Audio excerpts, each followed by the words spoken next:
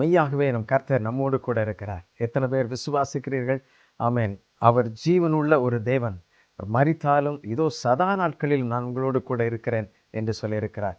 அவர் போனது மாத்திரமல்லாமல் நீங்களும் நானும் தனியே இல்லை, நம்மை தேற்றும்படியாக, நம்மை வழிநடத்தும்படியாக, சரியான பாதையில் செல்லும்படியாக பரிசுத்த ஆவியானவரை நமக்காக அவர் தந்தரளி இருக்கிறார். அல்லேலூயா. ஆகவே நீங்கள் ஒருவரும் தனியா இல்லை, கர்த்தரோடு கூட இருக்கிறீர்கள். கர்த்தரின் ஆவியானவர் உங்களை வழி நடத்துகிறார். கர்த்தருடைய வார்த்தைக்காக ஆமென் ஆயத்தமாய் கொண்டிருக்கிற நீங்கள் ஒவ்வொருவரும் பிரியமானவர்களே, நீங்கள் தேவனுடைய சமூகத்திலே ஆமென் ஒன்றாயிருக்கிறபடினால் கர்த்தர் உங்களை விசாரிக்கிறவர். உங்களுடைய கவலைகளை எல்லாவற்றையும் அவர் அறிந்திருக்கிறார். நம்முடைய கண்ணீர்களை அவர் துடைக்க வல்லமை உள்ளவர். 1 பேதுரு 5:7 என்ன சொல்லுகிறது? அவர் உங்களை விசாரிக்கிறவரானபடினால் உங்கள் கவலைகளை எல்லாம் நீங்கள் அவர் மேல் வைத்து விடுங்கள். அல்லேலூயா. நிறைய பேர் இந்த வாழ்க்கையில பல பிரச்சனைகளோடு, கவலைகளோடு, போராட்டங்களோடு, பிரச்சனைகளோடு நடைபெறும் பொழுது அந்த கவலை நிமித்தமாக மனம் குன்றி போய்விடுகிறது, மனம் குறுகி போய்விடுகிறது. யாரிடம் போய் சொல்லுவது? யாரும் இல்லையே என்று சொல்லி நினைத்து கொண்டிருக்கலாம். பிரியமானவர்களே, நம்மை விசாரிக்கிறவர் ஒருவர் உண்டு. அவரிடத்தில் உங்களுடைய கவலைகளை சொல்லுங்கள், அவரோடு பேசுங்கள். அவர் ஒரு நல்ல தகப்பன், நல்ல மேய்ப்பன். சரியாய் உங்களுடைய கவலைகளை விசாரிப்பார். கேட்டும் கேட்காத மாதிரி இருக்க மாட்டார். கேட்டால் பதில் செய்வார். நீங்கள் அவரிடத்தில் முறையிட்டால், அவரிடத்தில் விண்ணப்பித்தால் அவர் பதில் கொடுக்காமல் ஒரு நாள் விடவே மாட்டார். சில பதில்கள் தாமதமாக இருப்பது போல இருக்கலாம். சில பதில்களுக்கு, சில கேள்விகளுக்கு பதிலே வராதது போல இருக்கலாம். ஆனால் நீங்கள் கவலைப்படாதிருங்கள். அவர் என்ன பதில் கொடுத்தாலும் சரி, கொடாமல் இருந்தாலும் அது உங்களுக்கு நன்மையாக இருக்கும், அது தீமையாகவே இருக்காது. ஆமென். விசுவாசிக்கிறீங்களா? ஏனென்றால் படைத்த தேவன் அப்படி நம்மை விசாரிக்கிறவர். அவர் உங்களை விசாரிக்கிறவரானபடியினால் உங்கள் கவலைகளை அவர் மேல் வைத்து விடுங்கள். வேதத்திலே ரூத் என்கிற ஒரு பெண்மணி இருந்தாள். அவருடைய வாழ்க்கை மிகவும் குறுகிய வயதிலே நொறுங்கி போனது. இனி என்ன செய்வது என்று சொல்லி யோசித்துக் கொண்டிருக்கும் பொழுது அவருடைய குடும்பமே அழிந்து கொண்டது. அவருடைய குடும்பத்தின் நிலைகள் வித்தியாசமாக மாறியது. தன்னை மாமியாரோடு கூட நெருக்கமாக இருந்தாள். உறவை விடவே இல்லை.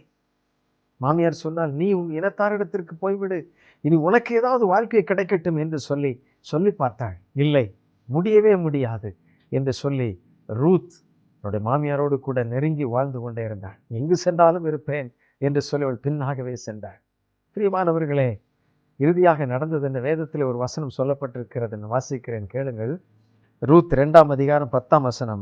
அப்பொழுது அவள் தரையிலே முகங்குப்புற விழுந்து வணங்கி, நான் அந்நிய தேசத்தாள இருக்க நீர் என்னை விசாரிக்கும்படி எனக்கு எதனாலும் உடைய கண்களிலே தயை கிடைத்தது என்றாள் என்று சொல்லப்பட்டிருக்கிறது. ஒரு மனிதனுடைய வயலில் அவள் வேலை செய்கிறாள். வேலை செய்யும் பொழுது அவன் விசாரிக்கிறான், எப்பேற்பட்ட மகள் என்று சொல்லி.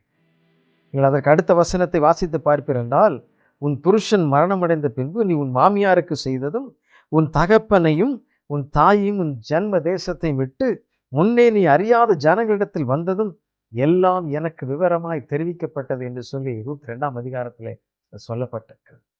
பிரியமானவர்களே, அவளுடைய செய்கை மிகவும் ஆச்சரியமாயிருக்கிறபடினால் போவாஸ் அவளுக்கு உதவி செய்து அவளை விசாரித்தான். பிரியமானவர்களே, நீங்கள் எப்பேற்பட்ட நெருக்கத்தில் இருந்தாலும் சரி, கணவர் மரணமடைந்து விட்டார், உறவுகள் எல்லாம் எங்கே ஓடி போனார்கள், இனி எங்கே செல்வது? ரூத்துக்கு அப்படிப்பட்ட நிலைமைதான். ஆனால் அவள் கவலை கொள்ளவில்லை, மாமியாரோடு கூட இருந்தாள். இனி வாழ்க்கை இங்கேதான் என்று சொல்லி தைரியமாய் அவருடைய மாமியாருக்கு வேண்டிய எல்லா சேவைகளையும் செய்து கொண்டே வந்தாள்.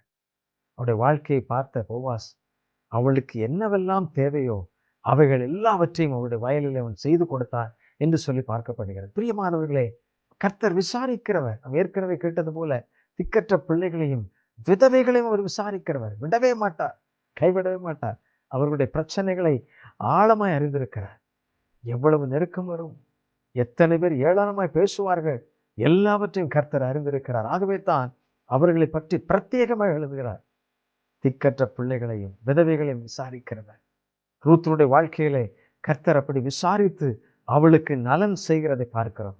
எனக்கு அன்பானவர்களே, ஆமென், நம்முடைய தேவன் நம்முடைய கவலைகளை விசாரித்து சரியாக பதில் செய்கிற ஒரு நல்ல தேவனாயிருக்கிறார். ஆகவே உங்களுடைய கவலைகள் எல்லாவற்றையும் நீங்கள் அவரிடத்தில் சொல்லிக்கொண்டே இருங்கள். அவர் உங்களுடைய வாழ்க்கையை மாற்றுவார், ஆசீர்வதிப்பார் என்பதிலே சந்தேகமில்லை. மீண்டும் இன்னொரு முறை நாம் சந்திக்கலாம். Thank you. God bless you all.